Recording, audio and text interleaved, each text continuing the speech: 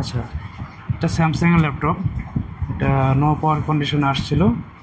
আসার পরে আমাদের যে ডিসি রিডিং আছে 100 মানে 0.100 উপরে চলে যাচ্ছিল, অনেক হাই। হ্যাঁ, অনেক হাইট। 3 ডিজিটের একটা কোডিং আসছিল। পরে আমরা কাস্টমারের কাছ থেকে নেওয়ার পরে এটা ল্যাপটপটা খুললাম, খোলার পরে এটা টোটাল কন্ডিশন চেক দিলাম, 5 ভোল্ট 3 ভোল্ট, তারপরে 19 ভোল্ট, সম্পূর্ণ সাপ্লাই ঠিকঠাক আসছিল। খালি আপনার 5 ভোল্ট 3 ভোল্টটা রেডি হচ্ছিল না। হ্যাঁ, কোথাও শর্ট ছিল না।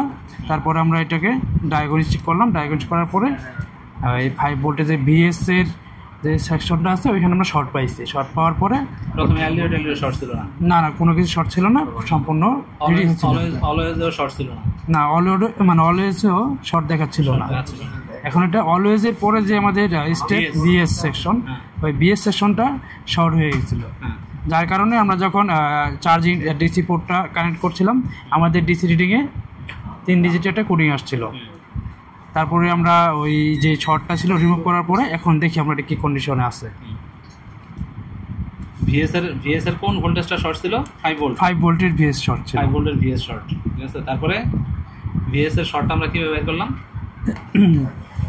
ভিএস এর যে আউটপুট আছে, আমরা প্রথমত ওই আউটপুটে যে আইসি আছে, আমরা এখানে 3 ভোল্ট ভোল্টেজ ফিক্স করার পরে ওই ভোল্টেজটা আমরা মাদারবোর্ডে ইনজেক্ট করলাম। ইনজেক্ট করার পরে দেখলাম একটা ক্যাপাসিটর, এই যে ক্যাপাসিটর,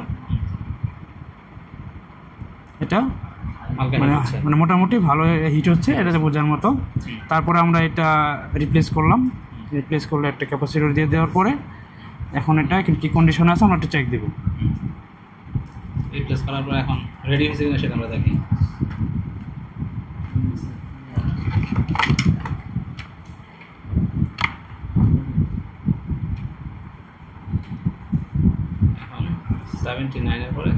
এখন কিন্তু আমাদের 11 আসছে, মানে এর মানে বোঝা যাচ্ছে আমাদের কিছু একটা হয়েছে।